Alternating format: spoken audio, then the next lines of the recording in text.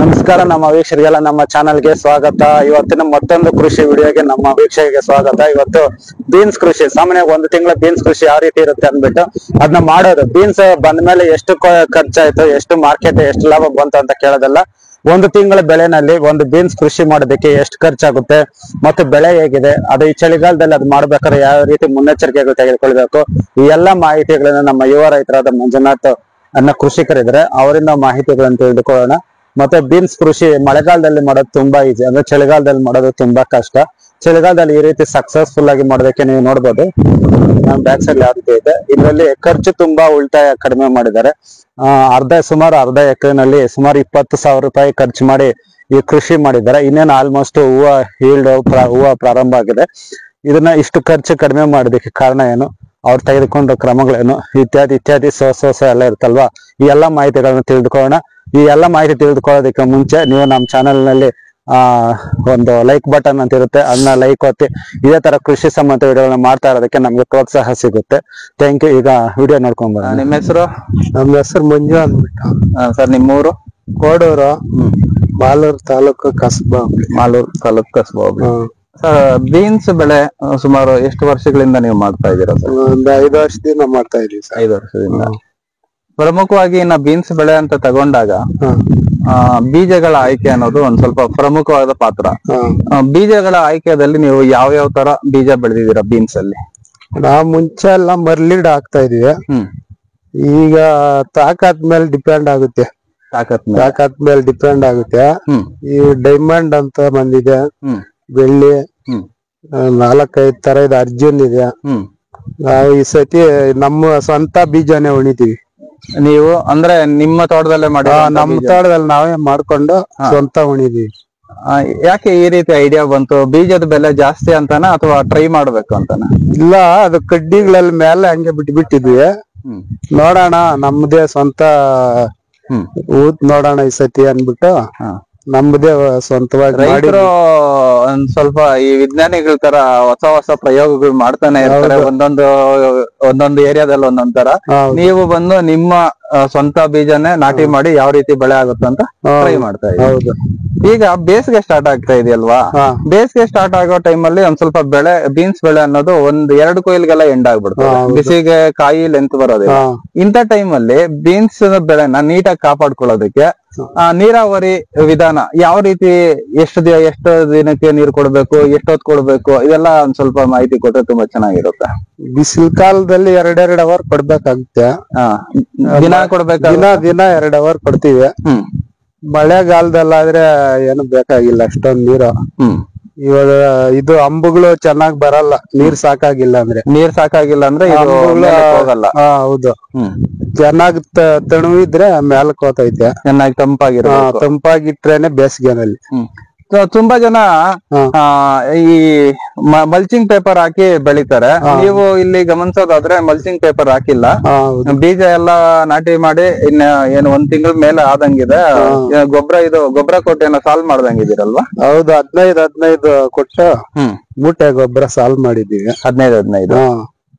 ಈಗ ಈಗ mulching paper ನೀವು ಯಾಕೆ ಹಾಕಿಲ್ಲ ಅಂತ ಈ ಬೆಳೆಗೆ? ಸ್ವಲ್ಪ ಮಲ್ಚಿಂಗ್ ಪೇಪರ್ ಅಂದ್ರೆ ನಾವು ಇದು ಖಾಲಿ ಇತ್ತು ಜಾಗ, ನಮ್ಮ ಸ್ವಂತ ಬೀಜ ನೋಡೋಣ ಆಗುತ್ತಾ ಇಲ್ಲ ಅಂತ ನಾವು ಇದ್ ಮಾಡೋದಕ್ಕೆ ಕಮ್ಮಿ ಬೈಲಿಗೆ ಹಾಕಿರೋದು. 20 ಗುಂಟೆಗೆ ಹಾಕಿದೀವಿ. ಚೆನ್ನಾಗಿದಾದ್ರೆ ಜಾಸ್ತಿ ಹಾಕೋಣ ಅಂತ ಹಾಕಿರೋದು. ಈಗ ಬೀಜ ಮಳ್ಸೋ ವಿಚಾರದಲ್ಲಿ ರೈತರು ಎಡುತ್ತಾರೆ. ಯಾಕಪ್ಪ ಅಂತ ಹೇಳಿದ್ರೆ ಬೀಜ ಹಾಕ್ಬಿಟ್ಟು ಮಳ್ತಿಲ್ಲ ಅಂತ. ಇದು ಏನ್ ಪ್ರಾಬ್ಲಮ್ ಇಂದ ಯಾವ ರೀತಿ ಬೀಜ ಮಳಿಸ್ಬೇಕು ಮಂಜುನಾಥ್ ಅವ್ರೆ? ಬೀಜ ಅಂದ್ರೆ ನೀರ್ ಜಾಸ್ತಿ ಬಿಟ್ಬಿಡ್ತಾರೆ.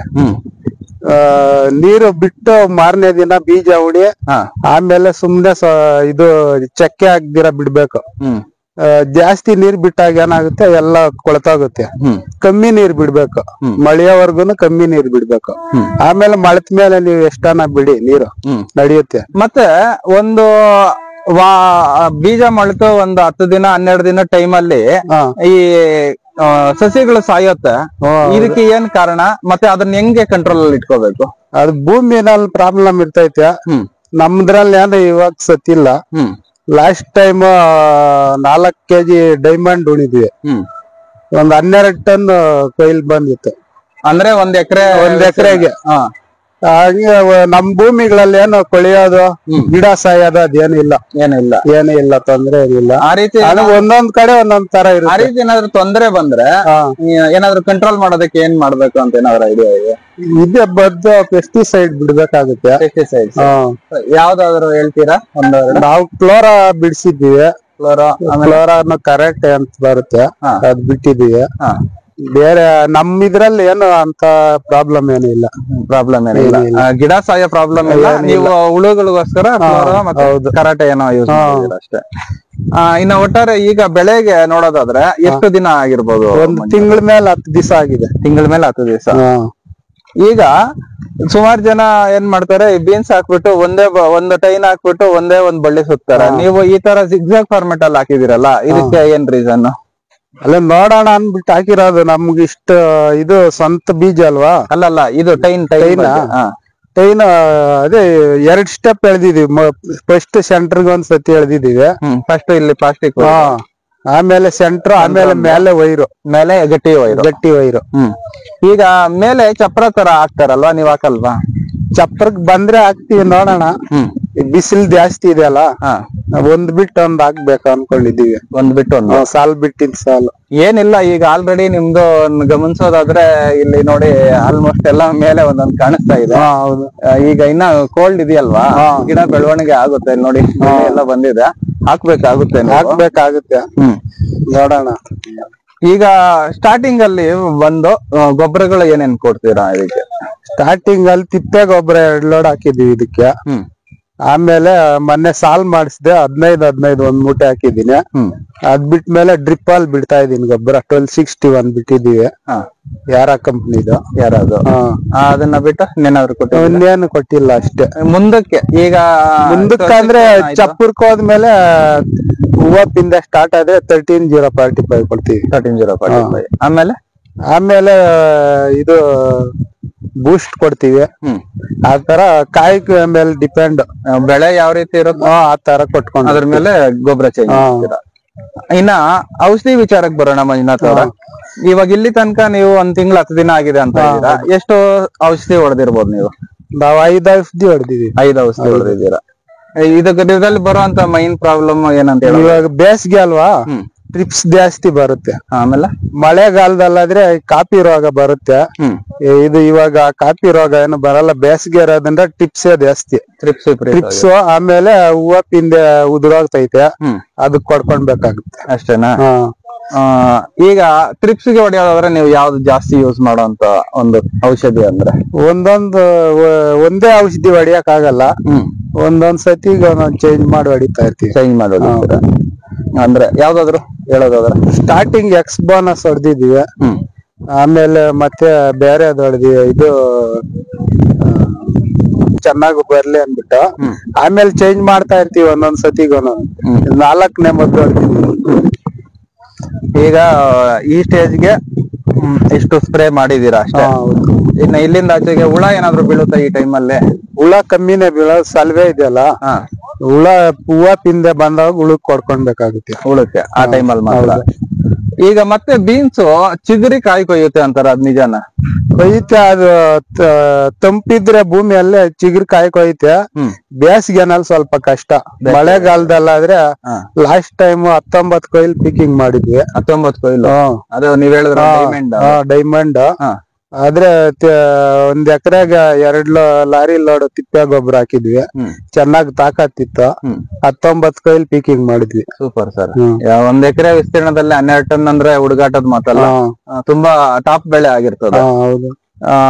ಮತ್ತೆ ಇನ್ನೇನಾದ್ರು ನೀವು ರೈತರಿಗೆ, ಬೇಸಿಗೆದಲ್ಲಿ ಬೆಳೆಯಂತ ರೈತರಿಗೆ ಏನಾದ್ರು ಸಲಹೆ ಕೊಡಂಗಿದ್ರೆ ಏನ್ ಕೊಡ್ತೀರಾ? ಇಲ್ಲಿಂದ ಆಚೆ ಉಣಂಗಿದ್ರೆ ಪೇಪರ್ ಹಾಕ್ಬೇಕು. ಮತ್ತೆ ಸ್ಪ್ರಿಂಕ್ಲರ್ ಅನುಕೂಲ ಇದ್ದು ಸ್ಪ್ರಿಂಕ್ಲರ್ ಹಾಕಿದ್ರೆ ಚೆನ್ನಾಗಿ ಬೆಳೆ ಬರುತ್ತೆ. ಇದು ಪೀಕಿಂಗ್ ಅಷ್ಟೇ ಜಾಸ್ತಿ ಕೊಯ್ಲ್ ಬರುತ್ತೆ. ಅಂದ್ರೆ ಇವಾಗ 2 ಕೊಯ್ಲ್ 3 ಕೊಯ್ಲ್ ಆಗೋದ್ 4-5 ಕೊಯ್ಲ್ ಆ ತರ ಬರುತ್ತೆ, ನೀರ್ ಚೆನ್ನಾಗಿ ಇಕ್ಕಿದ್ರೆ.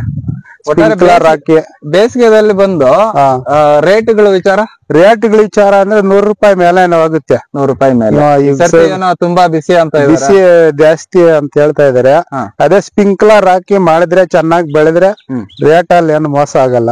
ಇವಾಗ ಪ್ರೆಸೆಂಟ್ ರೇಟ್ ಏನಿದೆ? ಪ್ರೆಸೆಂಟ್ ರೇಟ್ 40 ರೂಪಾಯಿ ಇದೆ. 40 ರೂಪಾಯಿ. 40 ರೂಪಾಯಿ ಇದ್ದೇನೋ. ಇವಾಗ ನೀವು 1 ಎಕರೆ ವಿಸ್ತೀರ್ಣದಲ್ಲೇ ಒಂದು 12 ಟನ್ ಅಂತ ಹೇಳಿದ್ರೆ ಸೊ ಏನ್ ಲಾಸ್ ಏನ್ ಬರೋದಿಲ್ವಲ್ಲ? ಲಾಸ್ ಏನ್ ಬರಲ್ಲ. ಕಾಯಿ ಕೊಯ್ದು 40 ರೂಪಾಯಿ 50 ರೂಪಾಯಿ ಮಾರಿದ್ರೆ ಏನಲ್ಲ, 30 ರೂಪಾಯಿ ಮೇಲೆ ಎಷ್ಟಾನ ಮಾರ್ಲಿ ಏನು ಲಾಸ್ ಏನು ಆಗಲ್ಲ. ಬೇಸಿಗೆದಲ್ಲಿ ಇವಾಗ ನಿಮ್ಗೆ ಅಷ್ಟೆಲ್ಲ ಕೊಯ್ಯಕ್ ಆಗಲ್ಲ. ಅದ್ರಲ್ಲಿ ಅರ್ಧ ಕೊಯ್ದ್ರೇನು, ಅದ್ರಲ್ಲಿ ಕಾಲ್ ಭಾಗ ಕೊಯ್ದ್ರೇನು ಏನು ಪರವಾಗಿಲ್ಲ, ರೇಟ್ ಡಬಲ್ ಆಗುತ್ತೆ. 4 ಟನ್ ಕೊಯ್ಯೋ ಜಾಗದಲ್ಲಿ 2 ಟನ್ ಕೊಯ್ದ್ರೇನು ಸಾಕು ನಮ್ಗೆ. ಈಗ ಎಲ್ಲಾರು ಬಂದು ಡಬಲ್ ಕಡ್ಡಿಗಳು ಹಾಕ್ತಾರೆ. ನೀವು ಸಿಂಗಲ್ ಲೈನ್ ನಾಟಿ ಮಾಡಿರೋದು ಸಿಂಗಲ್ ಲೈನ್. ಹೌದು. ಸಿಂಗಲ್ ಕಡ್ಡಿ ಹಾಕಿದೀರಾ. ಗ್ರಿಪ್ ಆಗಿ ಯಾವ ರೀತಿ ಮಾಡ್ಕೊಂಡಿದೀರಾ ಅಂತ? ಸಿಂಗಲ್ ಅಂದ್ರೆ ಇದು ಪೇಪರ್ ಬೆಡ್ ಅಲ್ಲಲ್ಲ, ಮಾಮೂಲಿ ಹಂಗೆ ಹಾಕಿರೋದು. ಅದರಿಂದ ಸಿಂಗಲ್ ಹಾಕಿದೀವಿ. ಮತ್ತೆ ಸೆಂಟ್ರಲ್ ಒಂದೊಂದು ಇದು ಎಳ್ದಿದೀವಿ, ವೈರ್ ಹಾಕಿದೀವಿ. ಅದ್ರ ಸಪೋರ್ಟ್ಗೆ ಅದಕ್ಕೆ ಇದ್ ಮಾಡಿದೀವಿ. ಮಳೆಗಾಲ ಆದ್ರೆ ಡಬಲ್ ಕಡ್ಡಿ ಹಾಕ್ಬೇಕು. ಒಟ್ಟಾರೆ ಈ ಒಂದು ವಿಸ್ತೀರ್ಣಕ್ಕೆ ನೀವು ಇಲ್ಲಿ ತನಕ ಎಷ್ಟು ಇನ್ವೆಸ್ಟ್ ಮಾಡಿರ್ಬೋದು? ಒಂದ್ 20,000 ಆಗಿದೆ. 20,000. ಬೀಜ ಎಲ್ಲ ಸ್ವಂತ ಅಲ್ಲ, ಬೀಜದ್ದೇನು ಖರ್ಚಿಲ್ಲ. ಒಂದ್ ಅರ್ಧ ಎಕರೆ ವಿಸ್ತೀರ್ಣ 20,000 ಖರ್ಚು ಮಾಡಿದ್ದೀರಾ. ನೀವು ಕಾಯಿ ತೆಗೆಯೋಷ್ಟ್ರಲ್ಲೇ ಎಷ್ಟಾಗ್ಬೋದು? ಎಲ್ಲ ಒಂದು 40,000 ಆಗ್ಬೋದು. 40,000 ಆಗ್ಬೋದು. ತುಂಬಾನೇ ಉತ್ತಮವಾದ ಮಾಹಿತಿ ಕೊಟ್ಟಿದ್ದೀರಾ ಮಂಜುನಾಥ್ ಅವರೇ ರೈತರಿಗೆ. ಯಾಕಂತ ಹೇಳಿದ್ರೆ ಬೇಸಿಗೆದಲ್ಲಿ ಕೆಲವೊಬ್ರು ಬೀನ್ಸ್ ಬೆಳೆಯೋದ್ರಲ್ಲಿ ಎಡುತ್ತಾರೆ. ಅಂತವ್ರಿಗೆ ಯೂಸ್ ಆಗ್ಲಿ ಅಂತ ನೀವು ಫಾರ್ಮರ್ಸ್ ನ ಹುಡುಕೊಂಡ್ ಬಂದ್ರಿ. ಹೆಂಗೋ ನೀವು ಸಿಕ್ಕಿದ್ರೆ ಒಂದು ಬೀನ್ಸ್ ಬೆಳೆ ಬಗ್ಗೆ ಒಂದು ಪುಟ್ಟದಾದ ಮಾಹಿತಿ ಚೆನ್ನಾಗಿ ಕೊಟ್ಟಿದ್ದೀರಾ. ನಿಮ್ ಬೆಳೆ ಚೆನ್ನಾಗಾಗ್ಲಿ ಅಂತ ನಮ್ ಸಬ್ಸ್ಕ್ರೈಬರ್ಸ್ ಕಡೆಯಿಂದ ನಮ್ ಕಡೆಯಿಂದ ನಿಮ್ಗೆ ಒಂದು ಇದು ಹೇಳ್ತೀರಿ, ವಿಶ್ ಮಾಡ್ತೀರಿ. ಇಷ್ಟೆಲ್ಲ ಮಾಹಿತಿ ಕೊಟ್ಟಿದ್ದಕ್ಕೆ ಧನ್ಯವಾದಗಳು.